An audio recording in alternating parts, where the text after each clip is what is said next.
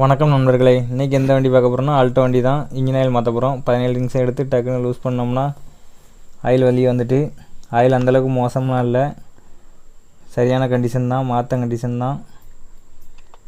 ஆயிலை பிடிங்கி விட்டு ஆயில் ஃபில்டர் மாற்றிடுவோம். அப்படின்னா ஆயில் ஃபில்டரு டூல்ஸ் எடுத்து லூஸ் பண்ணால் ஈஸியாக கலந்துடுச்சு. அந்தளவுக்கு டைட் இல்லை.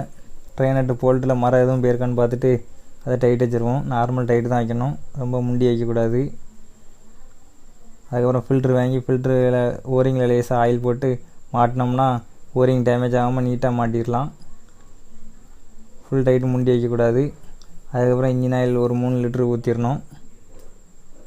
ஊற்றினதுக்கப்புறம் கரெக்டாக மெயின்டைன் பண்ணிக்கிட்டு இருந்தோம்னா வண்டி நல்லா இன்ஜின் லைஃப் வரும் நண்பர்களே.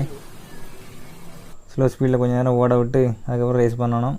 ஓகே நண்பர்கள், நன்றி, வணக்கம்.